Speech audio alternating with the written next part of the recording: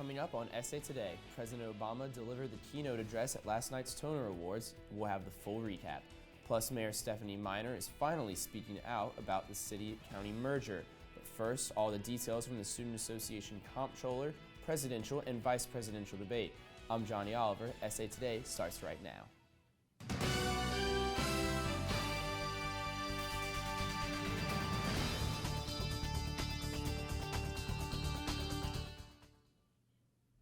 Student Association presidential and vice presidential candidates discussed important issues on campus at the SA debates. The hot topics of the night were sexual assault prevention and improving diversity and inclusion on campus. Candidates spent an hour in Stoughton Auditorium discussing their ideas and proposals. Eric Evangelista's running mate, Joyce Lalone, spoke about how we can improve the counseling center. First of all, look at the actual structure of the counseling center. Its location on campus. It needs to get moved off Pratt Row. It needs to be more accessible to students. Not only improve the services available. Last night was the first formal appearance of candidate Andrew Brindle, a third candidate whose main initiative would be to lower the price of textbooks. Brindle did not specify how he would accomplish this initiative. Charlie Massilloni says he would like to install a better system for listening to students and communicating with them while making future decisions. Every week we would create a short video for us to really tell students what's going on in SA, because if students know what's going on in SA, they're going to be interested. The event also included a debate for comptroller. Candidates James Franco, Malik Evans, and Kevin Gonzalez discussed how they would make financial decisions as comptroller, as well as how they would address any potential personal bias when handling millions of dollars. The debate was structured so that candidates could not address or criticize each other's plans. The only disagreement of the night was when Massilloni and Lalone disagreed over diversity on campus. All candidates agreed that diversity and inclusion is a major topic that must be addressed by the next SA president and vice president.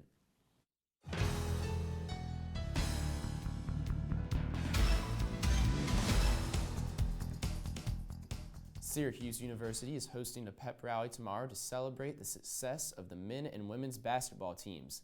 The event will take place from 12:30 to 1 at Manley Fieldhouse. Doors will open at noon. Coach Boeheim, Coach Hilsman, the SU Spirit Squads, and Otto will all be featured at the event. The teams will play at the national semifinals in Houston and Indianapolis this weekend. President Obama delivered the keynote address at the Newhouse School's Toner Prize ceremony last night in Washington, D.C. Alec McGillis from ProPublica was awarded the Toner Prize for Excellence in Political Journalism.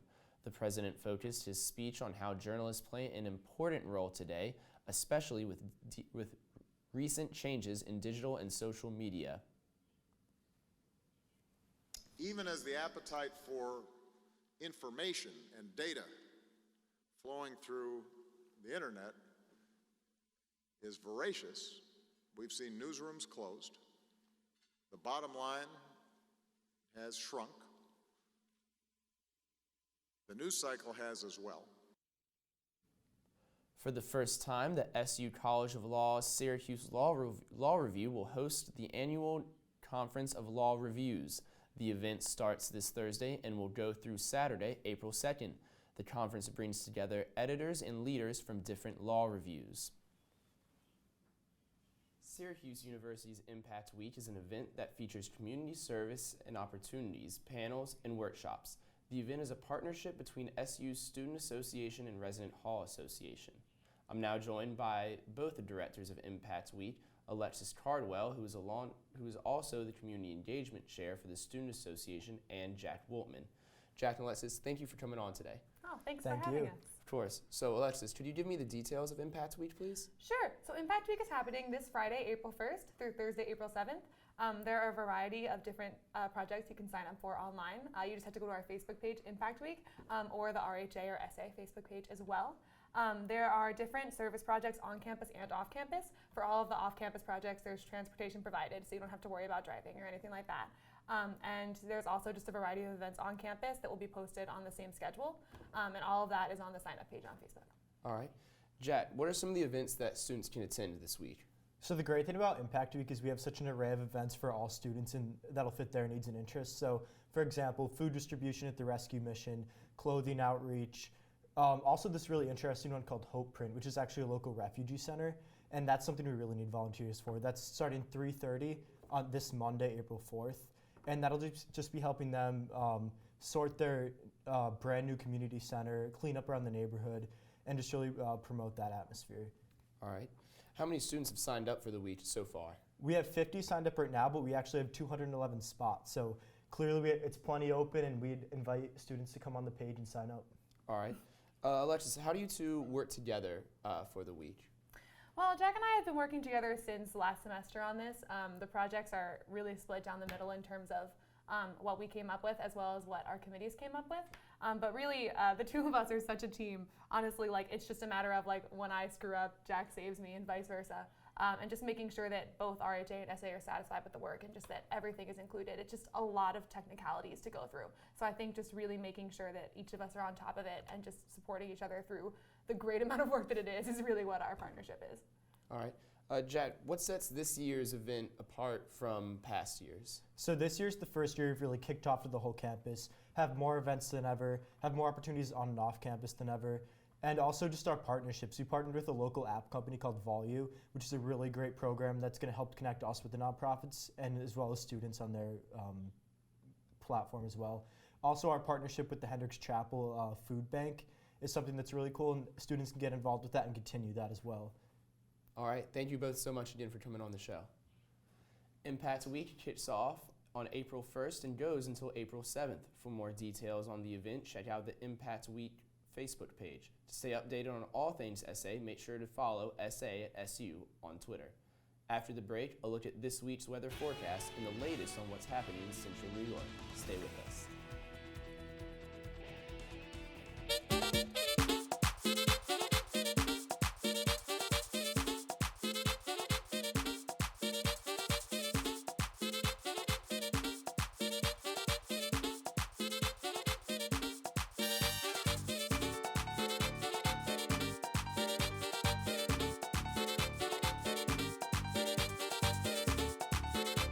Watch CitrusTV Noticias at 3 p.m. every Sunday on the Orange Television Network.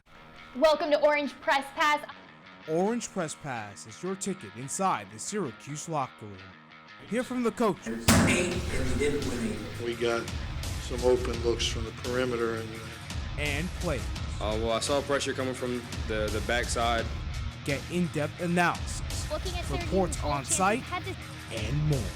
Let's go on OPP. Orange Press Pass, live after every Syracuse game. So who's going to do what? I'll pack the dead batteries. Great. I'll only put what I don't need into a duffel bag. Perfect. That's totally unhelpful. No problem. Meanwhile, I will try to comfort everyone by speaking in a calm voice. And who is going to handle supplies? I can forget to do a list for us. Thanks, pal. We couldn't be any less prepared. I'm proud of you guys.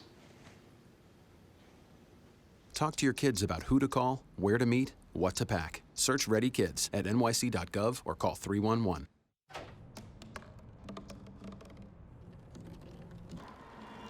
Everybody has a dream.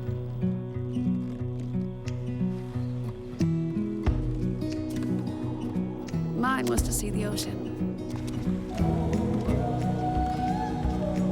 And with a little help, I made it.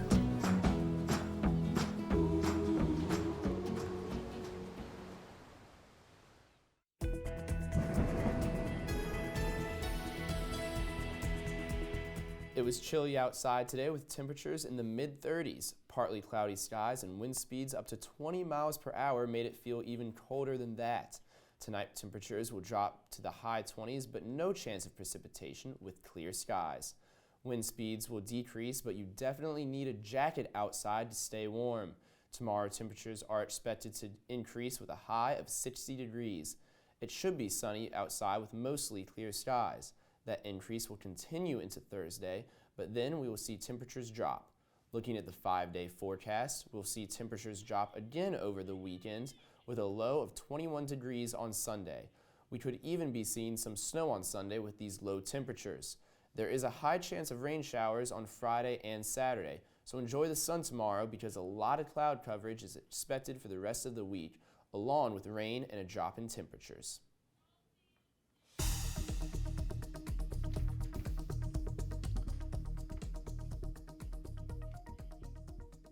Cicero North Syracuse High School students were evacuated from school earlier today after officials received reports of a bomb threat. According to the Onondaga Sheriff's Office, the incident occurred because of a suspicious package. Throughout the day, the school kept the public informed via Facebook. Doors were reopened 2 hours after the evacuation. The investigation is ongoing and no arrests have been made. Police confiscated over 140 bags of heroin from a Fulton woman's car. Police say they executed a search warrant on Rebecca Flugel's car where they found the drugs. According to police, the heroin is valued at over $2,800. She is charged with third-degree criminal possession of a controlled substance with the intent to sell and a second-degree charge of criminally using drugs. Governor Andrew Cuomo has signed a new executive order. The order requires all New York State agencies, departments, and commissions to review requests for state-funded travel to North Carolina. This will ban any publicly funded travel that is not required for public health and safety or law enforcement. The ban follows North Carolina's new law banning transgender people from using restrooms appropriate for their gender identities. Cuomo says that in New York State, people are equal under the law regardless of their gender identity. Mayor Stephanie Miner is criticizing the citizen group consensus in its efforts working toward government consolidation.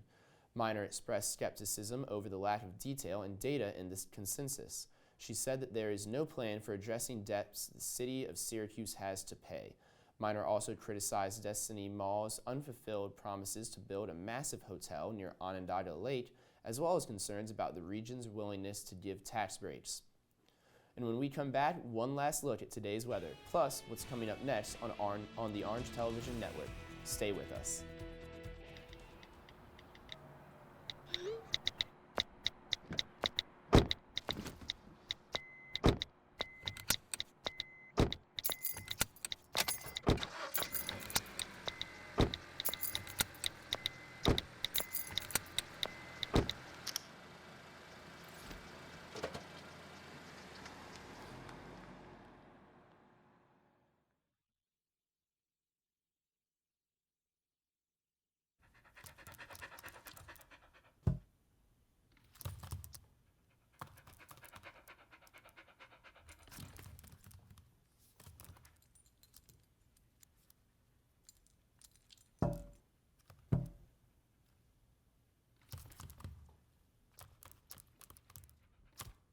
There's a shelter pet who wants to meet you.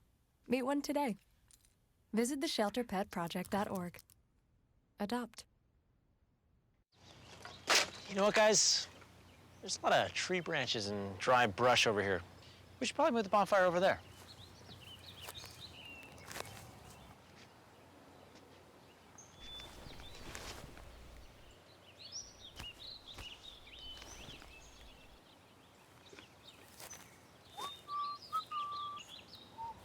I'm guessing Smokey liked that idea.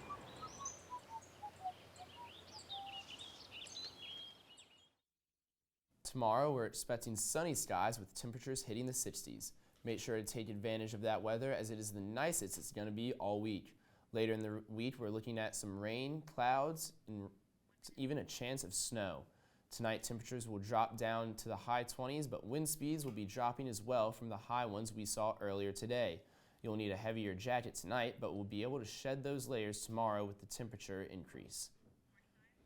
Now, I'm joined by Matt Weasel there with what's coming up next on Sports in the Quarter. Matt, there's a lot of excitement around SU basketball. What can we expect from this upcoming weekend? For me personally, I'm expecting the men. They have a really hard matchup with North Carolina. I don't expect them to get past that. They've already lost twice this year, North Carolina. However, the women, they have Washington in the 7th seed. I expect them to get to the championship game. I think they can win that game.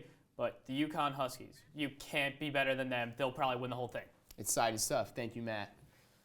Up next on OTN, stay tuned for all things sports with Sports on the Quarter, followed by Orange Press Pass at 6:30. Then catch all the latest entertainment buzz with Orange Zest at 7, followed by Citrus TV's Talking Points. Have a good night, Syracuse.